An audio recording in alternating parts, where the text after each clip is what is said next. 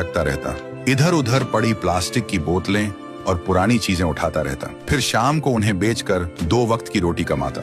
थुंग थुंग अपनी बीवी और बच्चे के साथ एक टूटी हुई झोपड़ी में रहता था। गरीबी इतनी थी कि कभी कभी नमक रोटी भी नसीब नहीं होती थी। भूख मिटाने के लिए पेड़ों के पत्तों का सहारा लेना पड़ता। फिर भी थुंग थुंग ने कभी चोरी का सहारा नहीं लिया। एक दिन थुंग थुंग थका हारा श्मशान के पास बैठा था। शाम ढल चुकी थी और हवा में जले हुए लकड़ों की बू थी। तभी उसे मिट्टी के नीचे से हल्की सी रोशनी चमकती दिखी। वह धीरे से उठा और मिट्टी खोदने लगा। कुछ ही देर में उसे जमीन के अंदर से एक पुराना सा लोहे का घंटी वाला दिया मिला। जैसे ही उसने उसे उठाया, एक भारी आवाज गूंजी, जो भी इस दिए को जगाएगा उसकी हर इच्छा पूरी होगी, लेकिन बदले में उसकी सबसे प्यारी चीज चली जाएगी। थुंग थुंग का दिल जोर जोर से धड़कने लगा।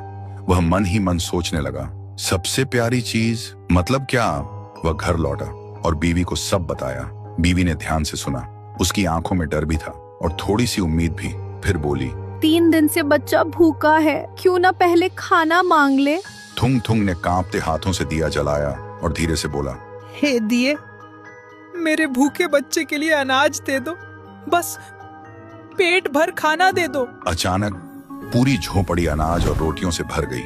बीवी खुशी से रो पड़ी। लेकिन उसी रात थुंग थुंग ने देखा उसका बच्चा चुपचाप कोने में बैठा है और उसे पहचान नहीं रहा। सुबह तक बेटा उसका नाम भूल चुका था।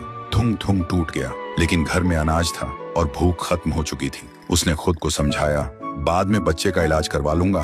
फिर उसने सोचा, एक और बार इस्तेमाल कर लेता हूँ। इस बार उसने मांगा, हे दिए, पक्का मकान और दुकान दे दो। पलक झपकते ही टूटी झोपड़ी की जगह एक सुंदर पक्का घर बन गया और बगल में भरी हुई दुकान खड़ी थी। थुंग थुंग खुशी से बीवी के पास दौड़ा, लेकिन उसने देखा उसकी बीवी पत्थर की मूर्ति बन चुकी थी।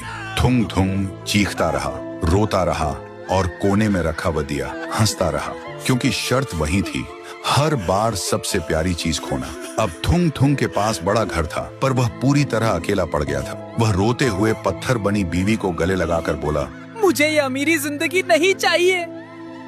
मेरी बीवी और बच्चे को पहले जैसा कर दे, भले ही हम भूखे रहें। दिए की हंसी अचानक रुक गई।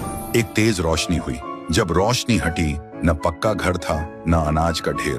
फिर वही पुरानी टूटी हुई झोपड़ी थी, लेकिन सामने उसका बच्चा खेल रहा था और बीवी मुस्कुरा रही थी। थुंग थुंग ने सुकून की सांस ली और उस मनहूस दिए को वापस श्मशान ले जाकर मिट्टी में हमेशा हमेशा के लिए दफना दिया।